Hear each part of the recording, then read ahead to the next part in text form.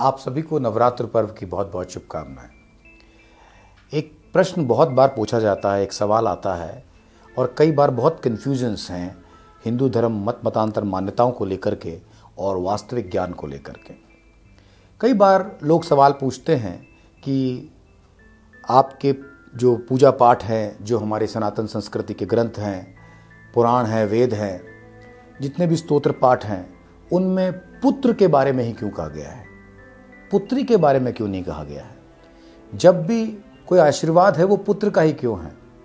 अगर हमारा धर्म, हमारी संस्कृति जो है वो पुत्र और पुत्री को समान दर्जा देती है, यत्र नार्यस्तु पूजन्ते रमन्ते तत्र देवता, वो वाली बात अगर है, तो फिर जितने भी स्तोत्र होते हैं, जब भी कोई आशीर्वाद होता है उसमें पुत्र क्यों कहा जाता है, पुत्रवती भव क्यों कहा जाता है।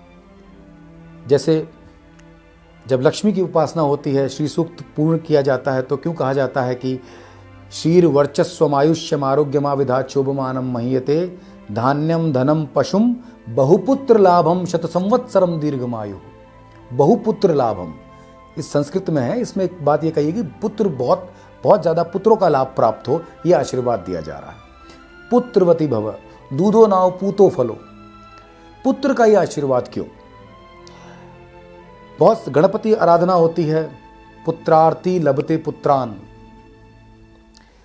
तो अगर हम कहीं पर भी देखें, दुर्गा कवच में भी देखें, किसी भी पुराण में देखें, अधिकतर स्तोत्र में देखें, तो बार बार पुत्र प्राप्त हो या पुत्र मिले या पुत्र संतान रूप में मिले, इसका आशीर्वाद दिया जाता है।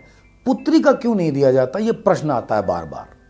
आइए मैं आज आपको इसका उत्तर देता हूँ और इससे आप समझ पाएंगे कि भारतीय ज्ञान परंपरा और सनातन संस्कृति, इसी के साथ साथ जो भी हमारे वेद पुराण हैं, इनमें कितनी तो वैज्ञानिकता है और कितना सुंदर आधार है इसका।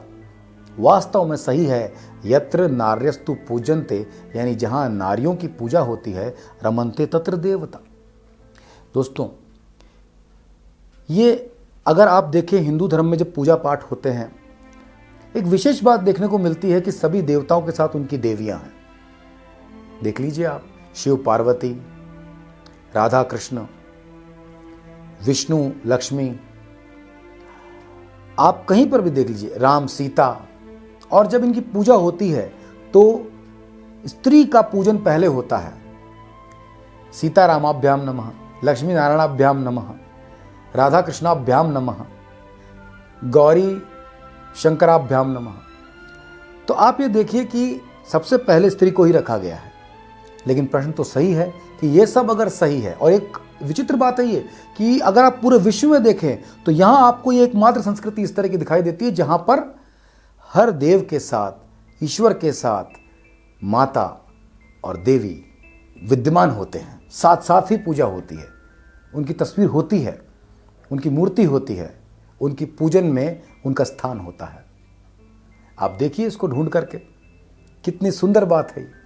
और अब मैं आपको दूसरी बड़ी बात बताता हूँ जो बड़ी अद्भुत है कि पुत्रवती भवेत, या पुत्र मिले, या दूधो नाव पूतो फलो, पुत्र का आशीर्वाद ही क्यों। इसके लिए आपको यह समझना पड़ेगा कि पुत्र का मतलब क्या है। अगर आप ये समझते हैं कि पुत्र का मतलब है बेटा या वो संतान जो पुरुष हो, तो ये हमारी भ्रांति है, यही गलती है। पुत्र का अर्थ होता है पोषयति त्रायति इति पुत्र, वो जो पोषण कर सकता है और त्राण रक्षा भी कर सकता है, उसे पुत्र कहते हैं। यानी हमारी वो संतान या हमारे साथ वो व्यक्ति जो हमारे पोषण भी कर सकता है और हमारी रक्षा भी कर सकता है। जब हम बूढ़े हो जाते हैं तो हमारे बच्चे ही हमारा पोषण भी करते हैं, पालन पोषण भी करते हैं और रक्षा भी करते हैं। तो पुत्र का मतलब है वो संतान, संतान जरूरी है इसमें, वो संतान जो पोषण और त्राण दोनों कर सकता है, रक्षा भी करेगा और पालन पोषण भी करेगा। ये नहीं है इसका मतलब कि पुरुष संतान, और ये गुण दोनों में हो सकता है, पुत्री में भी हो सकता है, यानी कि बिटिया में भी हो सकता है, बेटे में भी हो सकता है। पुत्रवती भव का मतलब है आपकी वो संतान मिले आपको जो आपका पोषण भी करे, आपकी रक्षा भी करे।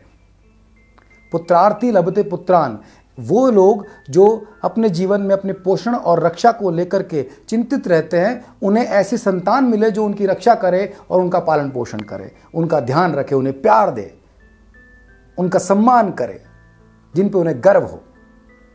और हमारी वैदिक परंपरा में मैत्री, गार्गी, विश्ववारा, लोपामुद्रा ये ऋषि कन्याएं थी जो पोषण भी करने लायक थी और त्राण भी करती थी, रक्षा भी करती थी। दुर्गा सप्तशती पूरा का पूरा ग्रंथ आपको बताता है कि कैसे देवी पोषण भी करती है और रक्षा भी करती है। और हम हमारे जीवन की अधिकतर बातें, हमारा ज्ञान, हमारा धन, ये सब हम देवी से मांगते हैं, क्योंकि वो पोषण भी कर सकती है और रक्षा भी कर सकती है।